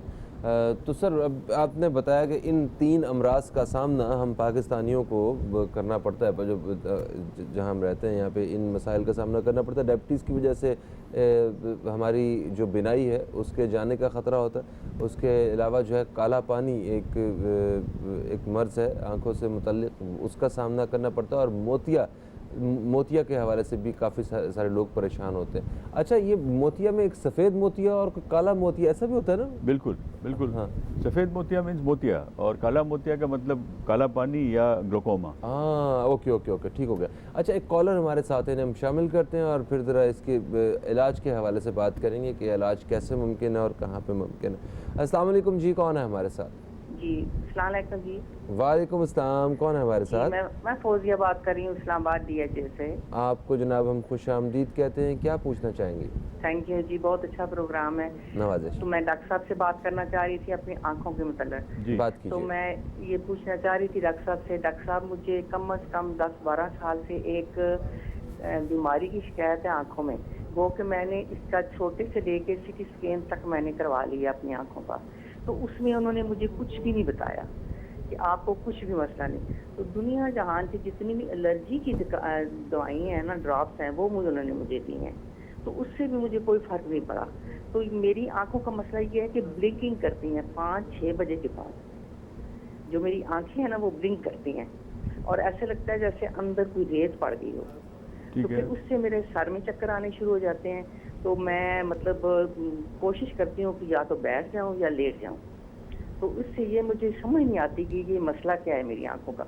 मैंने हर तरह का तमाम पीछे जो आपके डॉक्टरी के हिसाब से वो पीछे जो नज़र चेक करते हैं, ये जहाँ हमारे अपने इस्लामाबाद में है शफा हॉस्पिटल, वहाँ बड़े सीनियर डॉक्टर हैं, मैंने उनसे करवाए हैं इलाज, तो कोई कुछ भी नहीं बताता। वो कहते हैं जी कि आपकी आंखें बिल्कुल ठीक है, एलर्जी की वो ड्रॉप दे देते हैं, तो वो मैं जब डालती हूँ तो वक्ती तौर पर मुझे आराम आता है, लेकिन फिर वही हिसाब शुरू हो जाता है जिससे मैं बहुत ही डिस्टर्ब हूँ। अच्छा, तो इसका ये मुझे मसला बता दें, क्योंकि मैं आपकी एज क्या है बीबी? फौजिया जी, आपकी एज क्या है? जी, ये 60 प्लस, तकरीबन 65 कर रहे हैं। 65। अच्छा, दूसरा ये कि आँख में जलन वगैरह भी होती है आपको? जलन, ज़्यादा जलन नहीं होती डॉक्टर साहब, बहुत ही कम होती है, लेकिन ये जो ब्लिंक करती है ना आंखें बार बार, उससे मुझे बहुत ही इरिटेशन और तकलीफ होती है। अच्छा, ठीक है ठीक है, बहुत शुक्रिया। प्रोग्राम देखिए, अभी हम बात करते हैं इस हवाले से। जनाब, ये जो आप बात कर रही हैं फौजिया, जो इस्लामाबाद से फ़ोन किया, ये बात कर रही हैं, मुझे लग रहा है कि जैसे एलर्जी तो ठीक है, क्योंकि वहाँ डॉक्टरों ने देखा एलर्जी की दवाएं भी दी हैं, लेकिन आप अपनी आँखों को ड्राइनेस के लिए भी टेस्ट करवाइए, क्योंकि आप जो बात कर रही हैं कि आँख में रेत सी पड़ी हुई है, और जो आपकी एज है, इस एज में हम जो पाकिस्तान में ज़्यादातर देखते हैं ड्राइनेस के मरीज़ ज़्यादा हैं, तो ऐसा तो नहीं है कि आपकी आँखें ड्राई हैं, तो वो एक इलाज कराइए। और अगर आँखें ड्राई हैं तो आप आर्टिफिशियल टीयर्स आपको काउंटर से मिल जाएंगे, किसी भी मेडिकल स्टोर से आर्टिफिशियल टीयर्स मिल जाएंगे। तो आर्टिफिशियल टीयर्स तो आप डालना आज से ही शुरू कर दें, 3-4 मरतबा दिन में, और ड्राइनेस के लिए आप टेस्ट करवाइए। अच्छा, ये जो आंसू मतलब जो नमी होती है जो आंखों के अंदर, ये बेहद ज़रूरी होती है। ये अगर कम हो जाए तो वो एक फील होना शुरू हो जाता है आपको, एक जलन होती है और आंख में जैसे रेत सी पड़ी हुई है। और ये तो ये सिस्टम क्यों ये जो आपके मरीज़ हैं ये टेरिबल कंडीशन में होते हैं। जब आंख के अंदर ये खुश्की हो जाए तो सबसे ज़्यादा तकलीफ में और इसके डिफरेंट स्टेजेस होते हैं, जिसमें आपके अगर बहुत ही कम है तो ये अर्ली स्टेज में ये भी हो सकता है, जैसे ये कह रही थी। तो ये क्यों कम हो जाती है और क्यों जो सिस्टम जो कुदरती आंसू बनाने वाला सिस्टम होता है वो क्यों रुक जाता है?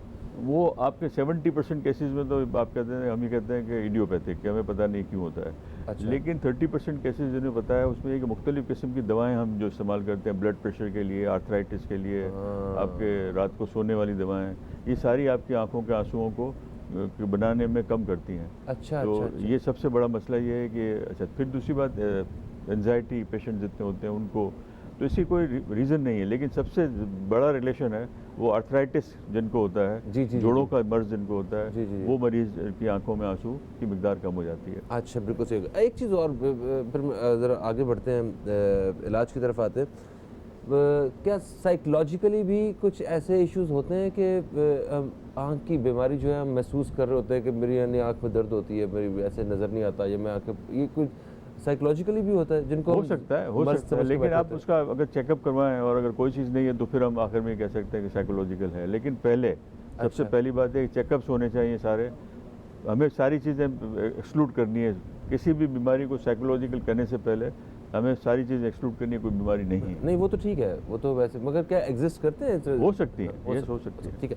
अच्छा जी, अब आते हैं हम इलाज की तरफ कि इलाज कैसे मुमकिन है अगर कोई शहरी जो है वो इस तरह के किसी मर्ज से मुब्तला है और वो अफोर्ड नहीं कर पाता है, ठीक है, तो वो कहाँ उसका इलाज हो जाता है? और क्या ये जो फ्री में जो इलाज होते हैं तो ये भी, इसका मेयार भी उतना ही हाई होता है जो एक पेड या प्राइवेट जगह पे होता है?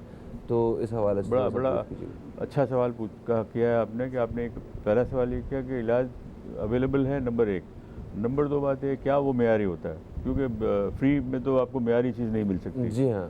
लेकिन मेडिकल प्रोफेशन वो प्रोफेशन है पाकिस्तान में जो आपको फ्री इलाज भी देता है और मेयारी इलाज भी देता है। अच्छा। ये खाने पीने वाली चीज़ें नहीं है कि जो आपको गैर मेयारी मिलें और आप पैसे भी पूरे दें। इसमें आप फ्री भी करते हैं और वो हम जो, बल्कि मैं जनरल पहले बात कर लूँ कि जो जितने भी इदारे हैं कराची में या पाकिस्तान में जो सर्विसेज देते हैं वो सर्विसेज देते हैं जो प्राइवेट हॉस्पिटल्स में अवेलेबल है। अच्छा। और एट नो कॉस्ट, मतलब फ्री। अच्छा, अब जो सवाल ये है कि फ्री कोई चीज़ नहीं होती। There are no free lunches, somebody has to pay. हाँ, ये तो somebody is paying for them. Exactly. तो दैट समबडी जो मुखैर हजरात हैं, हम उनसे चार्ज करते हैं उतना ही, हम कहते हैं कि ये खर्च है जो आपको देना है ताकि हम मेयारी इलाज कर सकें। अच्छा। तो वो मेयारी इलाज कोई और पे कर रहा है, उनका फ्री नहीं होता।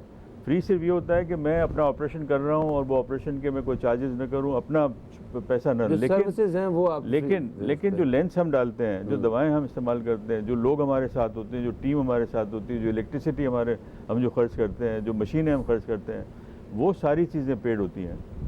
और वो कोई ना कोई पे कर रहा होता है। वो कोई ना कोई पे करना ही है, वरना आप फ्री कैसे कर सकते हैं? तो वो जो आज से जो 40 साल पहले की मैंने जो बात की, जब मैंने अपना कैरियर स्टार्ट किया, तो मोतिया का ऑपरेशन एक चाकू होता था, ग्रेफी नाइफ, वो नाइफ से हम कट करते थे और हमने मोतिया निकाल दिया और एक टाँका लगा दिया। दैट्स इट, 7 दिन तक मरीज लेटा रहता था। तो वो चाकू की एक हमें प्राइस देनी पड़ती थी।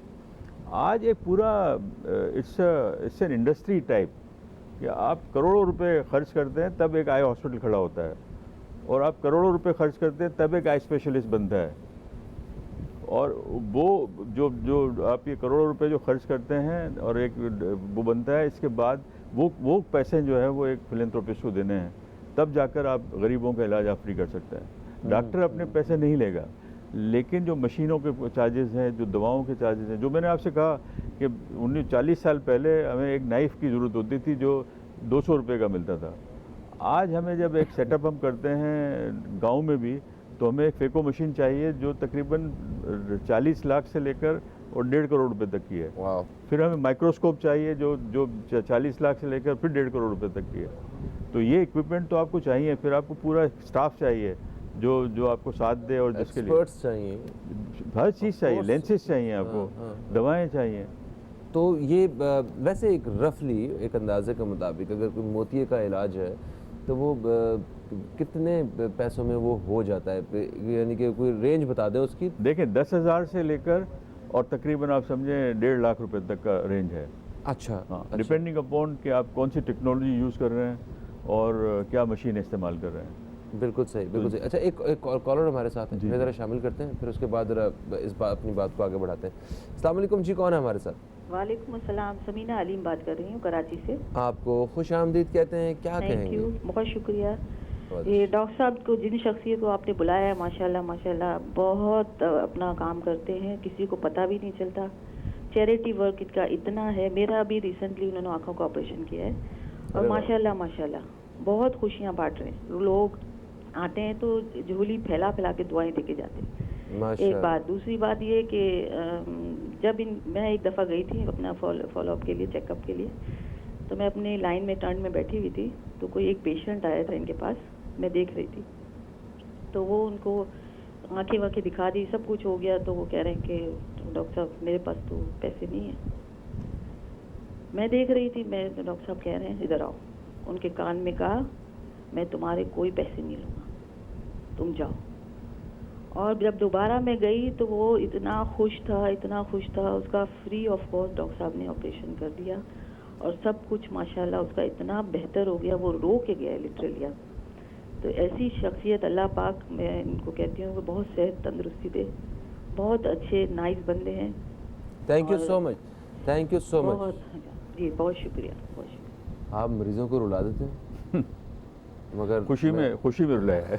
मगर मुझे हमें फ़ख्र है कि आप जैसे इंसान यहाँ पे मौजूद हैं। मैंने इससे पहले भी एक डॉक्टर साहब को अपने मेरी इत्तफाक़िया आज दूसरी दफ़ा अपनी ज़िंदगी में एक ऐसे ही डॉक्टर से मुलाकात हो गई। एक दफ़ा पहले मैंने एक डॉक्टर साहब को, एक पेशेंट को अपने को पैसे देते हुए, टेस्ट के पैसे और सिंध से कराची आने के किराए के पैसे देते हुए देखा, तो मेरी ऐसी ही कैफियत थी जो आज इन खातून ने बताई है। दरअसल यही इंसानियत की खिदमत है और इसके पीछे डेफिनेटली एक तो आपका अपना जज्बा इंसानियत और जो जुड़े हुए जो लोग हैं जिनकी मदद से आप जो है ये सब कुछ करने पे एक आमादा भी होते हैं और वो एक स्ट्रेंथ भी आपकी बढ़ती है, तो उनका भी बहुत बड़ा हाथ हो सकता है। बिल्कुल। और दूसरी बात यह है कि अभी मैं 4 दिन पहले की बात कर रहा हूँ कि एक पेशेंट से जब हमने चार्जेस बताया कि ये चार्जेस हैं, तो उसने कहा ठीक है मैं कल जमा करवा दूंगा। तो बाद में पता ये चला कि वो जाना चाह रहा था अपने गांव और बकरियां बेच कर आना चाह रहा था। उसने कहा बकरियां बेचकर फिर मैं पैसे लेकर आऊँगा डॉक्टर साहब के। तो हमने कहा भाई आप बकरियां मत बेचें, हम आपका इलाज ऐसे ही कर देते हैं। तो ये ज़रूरी है ये। अच्छा, दूसरी बात ये कि ये सारे डॉक्टर्स इसी तरह से काम करते हैं और आप चैरिटी मतलब एक जगह वो नहीं है। आजकल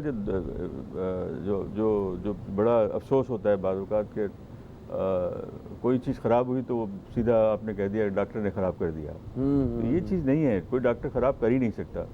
और हर चीज़ की कॉम्प्लिकेशंस हैं। हर आँख का ऑपरेशन होगा उसमें कॉम्प्लिकेशन है। दुनिया में आप गूगल करके देख लेंगे इंटरनेट पर, आपको पता चलेगा कि इसमें ये कॉम्प्लिकेशन हो सकती है। तो कॉम्प्लिकेशन हो सकती हैं, लेकिन अच्छा मगर देखिए ख़राब करने वाली डॉक्टर का तो प्रोफेशन ही ऐसा नहीं है कि वो किसी चीज़ को ख़राब कर सके, मगर उसकी काबिलियत ये मैटर कर सकती है कि हो सकता है कि उसे मर्ज़ जो है वो समझ ना आ रहा हो, वो ऐसे घुमा के टेस्ट करवा के और दूसरी दवाइयाँ दे के वो असल जो मर्ज़ था वहाँ तक पहुँचे ना और वो सारा काम ख़राब हो गया। यही बिल्कुल आप जो जिस बात पर आए उसी बात पर मैं आपको लाना चाह रहा था। अच्छा। कि जो चार्जेस जो डिपेंड करते हैं ना, जो ऑपरेशन के चार्जेस जो आप पूछ रहे थे, 10,000 से लेकर मैंने कहा 1.5 लाख रुपए तक मोतिया का ऑपरेशन, तो वो ये सिर्फ एक लेंस नहीं है जो आपने डाल दिया और उसकी नज़र ठीक हो गई। ये आपकी डॉक्टर की काबिलियत पहली, आप किस डॉक्टर से इलाज करवा रहे हैं, वो कितना काबिल है, क्या वो इस बीमारी का इलाज कर सकता है। तो पहली तो काबिलियत, फिर इसके बाद मशीनें कौन सी हम इस्तेमाल करते हैं उस पर भी डिपेंड करता है। और फिर आपके ये लेंसेज और ये सारी चीज़ें आती हैं, फिर ये बाद में सारी। लेकिन हमारे यहाँ आजकल गलतफहमी ये पैदा हो गई है कि हमारे वहाँ मरीज आकर कहता है कि फ़लाँ लेंस डाल दें। तो फलां लेंस डालने से, लेंस से कुछ नहीं है, आप अब जो डॉक्टर डाल रहा है या जिस इंस्ट्रूमेंट्स को यूज़ करके डाल रहा है वो भी काउंट करता है। अच्छा, वो भी काउंट वो करता भी है। काउंट सही करता सही है। सही। तो यानी मरीज के पास थोड़ी सी इन्फॉर्मेशन ज़्यादा हो जाए तो ये भी मसला बन जाती है। ये भी बड़ा मसला है, बहुत ही बड़ा मसला है। अच्छा, एक ब्रेक आ गई है, ब्रेक के बाद वापस आएंगे तो हाशमानी मेडिकल वेलफेयर फाउंडेशन के बारे में मैं आपसे पूछना चाहूँगा कि यहाँ पे कौन कौन सी सहूलियात मुयस्सर हैं आवाम को। कहीं मत जाइए, अब तक देखते रहिए न्यूज़ कैफ़े, देखते रहिए।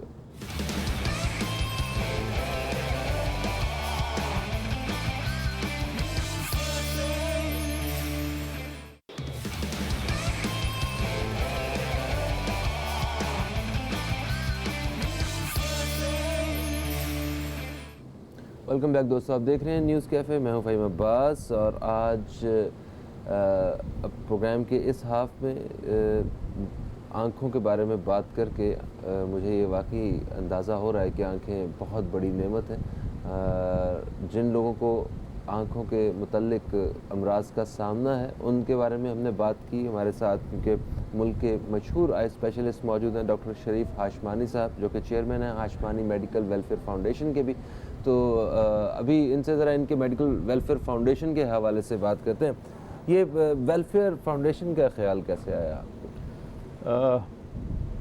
जब मैंने कहा कि 79 में हमने काम शुरू किया और जब कैंप्स वगैरह उसी वक्त से हमने शुरू किए थे, तो जैसे ही हम डॉक्टर बने और आई स्पेशलाइजेशन की मैंने, तो उस वक्त मैं हमारे एक बड़े अच्छे जो उस्ताद जिसको कहते हैं मेंटोर जिसे हम कहते हैं, जमशेद वानिया, उनके साथ मैंने काम किया।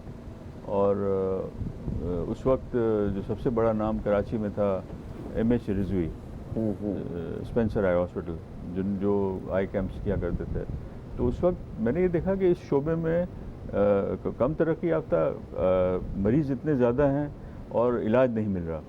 तो वो उस सोच को मद्देनज़र रखते हुए फिर हमने ये इस मैं शोबे में आया। और जब कैंप्स की दुनिया में मैं गया, जो सिंध के अंदर जो कैंप्स हमने शुरू किया, तो मैंने देखा कि यहाँ तो बिल्कुल ही मतलब निगलेक्टेड लोग थे। जैसे मैंने कहा कि 100 में से 20 या 25 या 30 मरीज़ ऐसे होते थे जिनको जो ब्लाइंड होते थे। तो वो मुझे सोच लेकर आई कि हमें इस फील्ड में आना चाहिए। और मेरा ख्याल है कि इतने सालों के बाद जब मैं पीछे मुड़कर देखता हूँ तो मुझे लगता है कि मैंने फ़ैसला सही किया था। बिल्कुल सही। अच्छा, तो आपके अपने वेलफेयर में सालाना कितने मरीज़ों का इलाज होता है आज? आप समझें कि पहले तो मैं आपको फिगर बता दूं तो शायद आपको ताज्जुब हो प्लीज़ कि 1979 से लेकर अब तक 2018 तक हमने 10 लाख ऑपरेशन फ्री किए हैं। वाओ, माशाल्लाह। और 10 लाख ऑपरेशन फ्री किए और हर साल हम तकरीबन, जो हमारा टारगेट है वो है तकरीबन 10,000 से 15,000 कैटरेक्ट सर्जरीज फ्री करना अब। और अभी हम तकरीबन 600 ऑपरेशंस हर महीने फ्री करते हैं हमारे तीनों सेंटर्स में। और 3 सेंटर्स में जिसमें पेट भी होता है। इसमें ये पेट की बात मैं नहीं कर रहा। अच्छा, पेट भी होते हैं ना? पेट हमारे अलग है, हमारे 2 सेंटर्स अलग हैं पेट के। अच्छा। और ये फ्री की बात मैं कर रहा हूँ कि ये हम 600 ऑपरेशंस फ्री करते हैं। तो ये उन्हीं सेंटर्स में आपने कोटा रखा हुआ है? नहीं, हमने 3 हॉस्पिटल्स बिल्कुल अलहदा हैं। हाँ। जिन पर हमने ये जिनको फ्री हम कर रहे हैं। सही है, सही। और जो बाकी जो हमारे कमर्शियल हॉस्पिटल अलग हैं। अच्छा, तो अच्छा। लेकिन वहाँ भी कोटा है, कोटा वहाँ है, लेकिन ये हॉस्पिटल बिल्कुल सेपरेट है जिसमें कि हमने फ्री काम किया। अच्छा। और अब तक जो आपके चैनल का नाम भी है, अब तक हमने कभी लोगों से अपील नहीं की और 40 साल में कभी, इसलिए कि मैं हमेशा से ये समझता रहा और ये अपने वो करता रहा कि जो कुछ मैं कर सकता हूँ वो करूँ, लोगों से मांगना नहीं है। लेकिन अब उम्र के इस हिस्से में अब मैं समझ रहा हूँ कि बहुत काम करने हैं और काफ़ी काम मैंने नहीं किए, जो मैं रिग्रेट करता हूँ अब। और उन कामों के लिए मुझे मुखिया हज़रात के सपोर्ट की ज़रूरत है कि मैं उनसे ये कहूँ कि जैसे अभी हम ठट्टा में एक हॉस्पिटल बना रहे हैं, आई हॉस्पिटल। अच्छा। और हम चाह रहे हैं कि वहाँ भी फ्री, जैसे अभी शुरू वहाँ पे कोई हॉस्पिटल नहीं है? वहाँ पर एक सिविल हॉस्पिटल है, लेकिन वहाँ पर, और इस तरह इट्स नॉट ठट्टा, मतलब पूरे सिंध में मतलब मैं चाह रहा हूँ हर जगह हमारे आई हॉस्पिटल्स हों जहाँ पर के लोगों को अच्छा इलाज कम पैसों पर या फ्री में मिले। अच्छा अच्छा अच्छा अच्छा अच्छा। तो ये आप ये तो बिल्कुल सही बात है। अगर आप भी ऐसा नहीं सोचेंगे या हम लोग अपनी मदद आपके तहत भी अगर कुछ नहीं करेंगे तो फिर हमें यही वो सरकारी अस्पतालों के ही धक्के खाने पड़ेंगे, और जिसका सरकारी अस्पताल जाने का इत्तेफाक है वो बखूबी जानता है कि उन्हें यहाँ पे कितनी आसानी से, कितना मेयारी और कितना सस्ता इलाज वहाँ पे हो जाता है। सब जानते हैं, मुझे कुछ कहने की ज़रूरत नहीं। तो अगर प्राइवेट सेक्टर से लोग आके और मतलब इंसानियत के लिए और हमारे ही अपनी सोसाइटी के लिए अगर कुछ अच्छा करना चाह रहे हैं तो मेरा ख्याल है कि उसमें हमें बिल्कुल डॉक्टर साहब का साथ देना चाहिए। डॉक्टर साहब, किस किस्म का मतलब पब्लिक की तरफ से किस किस्म की सपोर्ट जो है वो आपको चाहिए होती है? एक तो फाइनेंशियली, वो तो अगर आप जो एक दफ़ा आपके पास गया है जिसने इलाज करवाया है वो तो इस बात को तस्लीम कर चुके हैं कि जनाब ये बिल्कुल बेहतरीन जगह है और मेयारी इलाज होता है यहाँ पे, और हमें कुछ डोनेट करना भी है तो वो डोनेट कर दें। उसके अलावा पब्लिक की तरफ से आपको किस किस्म की सपोर्ट चाहिए होती है? पब्लिक की तरफ से हमें देखें, पहला बात तो ये कि हमें ज़कात के उसमें जो फंड्स आते हैं फंड्स में ज़कात के पैसे हमें चाहिए, लेकिन ज़कात के पैसे हम मरीज़ों पर ही खर्च कर सकते हैं। इससे कोई इक्विपमेंट्स हम नहीं खरीद सकते, हम इससे बिल्डिंग नहीं बना सकते। हाँ सही है। ज़कात इज़ फॉर पेशेंट्स ओनली। तो वो तो ज़कात तो हमें आप देंगे ही, लेकिन हम चाह रहे हैं कि हमें डोनेशंस भी मिलें ताकि हम बिल्डिंग्स पर खर्च कर सकें, इंफ्रास्ट्रक्चर्स बना सकें, इक्विपमेंट। जैसे मैंने कहा कि इक्विपमेंट जो है वो अब एक चाकू नहीं चाहिए, अब हमें पूरे इंडस्ट्री चाहिए। तो उसके लिए हमें इंस्ट्रूमेंट्स के लिए पैसे चाहिए, तो उस मद में हमें ज़रूरत पड़ती है कि हमें पैसे मिलें। बिल्कुल। अच्छा, ये जितने भी ये जो चैरिटी की जो रकम होती है ये अल्लाह ताला की राह में ख़र्च करनी होती है और ये अल्लाह ताला की अमानत होती है, ठीक है। तो इसके लिए हमें जो जितने मुखय्यर हजरात हैं वो अपनी तरफ से पूरी एक एफ़र्ट करते हैं और जाके इनका मतलब एक ड्यूटी भी है कि वो जाके देखें अपनी नज़रों से कि क्या वाकई ये काम बिल्कुल सही है। तो उसके लिए आप उन्हें बताइए कि वो आके क्या ख़ुद चेक कर सकते हैं सारा जो आपका एक प्लान है जिसके ऊपर काम करना चाह रहे हैं, लोगों के लिए आसानियाँ पैदा करने के लिए बेसिकली। पहली बात यह है कि हम जिन लोगों से डोनेशंस लेते हैं या जो ज़कात लेते हैं, ज़कात जो है वो पेशेंट्स पर खर्च की जाती है। हम उन पेशेंट्स जिन पर ये ज़कात खर्च की हुई है उन पेशेंट्स के नाम, उनके मोबाइल नंबर्स और उनके NIC कार्ड्स, उनकी पूरी जितने पैसे उन्होंने दिए हैं उसके हिसाब से हम उनको डोनर्स को भेजते हैं। अच्छा। कि हमने इन लोगों का इलाज किया, ताकि अगर आप इसको देखना चाहें और इनसे कंफर्म करना चाहें तो आप कर सकते हैं। वेरिफिकेशन करना चाहें तो कर सकते हैं। नंबर 1। नंबर 2 कि हमारे 2 हॉस्पिटल, जैसे मैंने कहा कि बिल्कुल फ्री हम जहाँ पर काम करते हैं, एक है नॉर्थ कराची में और दूसरा है हमारा रनछोड़ लाइन में। इन दोनों हॉस्पिटल्स में बेसिक फैसिलिटी सारी हमारे पास हैं। मोतिया का ऑपरेशन भी हम करते हैं, डायबिटीज़ के मरीज़ों के लेज़र्स भी हम करते हैं, तो वो आ सकते हैं वहाँ पर, देख सकते हैं। और हमसे फ़ोन पर, जैसे स्क्रीन पर नंबर चल रहा होगा, हमसे रब्ता करें, आप हमारे पास आएँ, देखें जगह और मुतमईन हो और फिर आप पैसे दें। इस वक्त जो हमें ज़रूरत है वो ये है कि हम ठट्ठा में, जैसे मैंने कहा कि हम ऑपरेशन थिएटर और हॉस्पिटल बनाना चाह रहे हैं, उसके लिए हमें फंड्स की ज़रूरत है।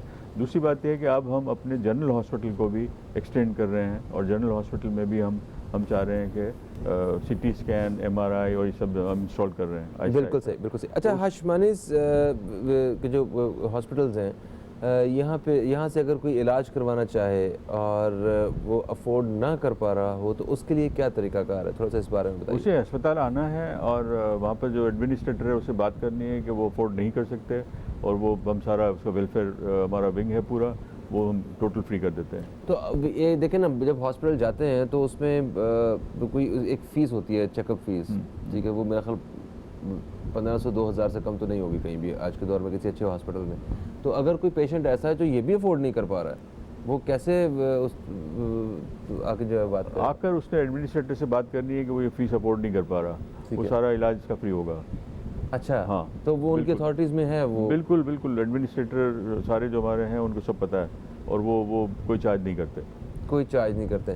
तो जो ज़्यादातर जो आई स्पेशलिस्ट होते हैं वो आँख की दवाओं के साथ साथ वो चश्मा जो है ये सजेस्ट करते हैं।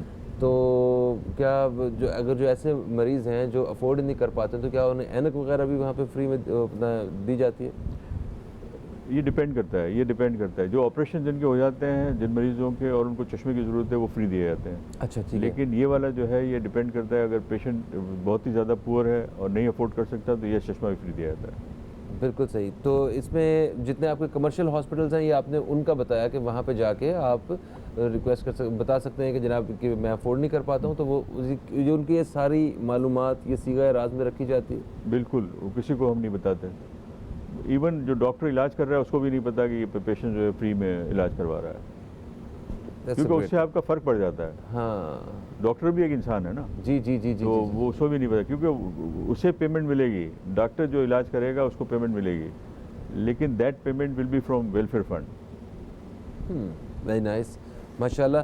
अच्छा, क्योंकि वैसे तो मेरे पास इतनी बेशुमार कॉल्स आ रही हैं इस वक्त हमें, और कॉल क्योंकि बाकी जो है ना वो टॉपिक से हम हट जाते हैं और उसे डेवलप ना कर पाते हैं, इसलिए कम से कम हमने कॉल्स ली हैं।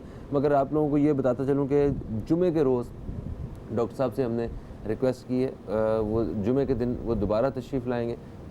तो जितने भी आंखों से मुतल्लिक आप बात करना चाहते हैं, आप अपने पूछना चाहते हैं कोई मर्ज़ के हवाले से, आंखों के मर्ज़ के हवाले से, या आपके कोई जानने वालों में कोई ऐसा मौजूद है कि जिसकी आंखों में कोई मसला है, तो आप उनको भी इन्फॉर्म कर सकते हैं कि जुमे के दिन डॉक्टर साहब जो है, हाशमानी साहब जो है, वो तशरीफ़ लाएंगे, डॉक्टर शरीफ हाशमानी। तो उनसे आप डायरेक्टली मशवरा कर सकते हैं। तो sir thank you so much, आप तशरीफ़ लाए। हमने आपके जो अकाउंट डिटेल्स हैं वो हम अपनी स्क्रीन पे चलाते रहे हैं कि अगर कोई आपके कदम के साथ कदम मिला के चलना चाहे तो वो कांटेक्ट कर सकता है आपसे। आपका बेहद शुक्रिया, आप तशरीफ़ लाए। Thank you.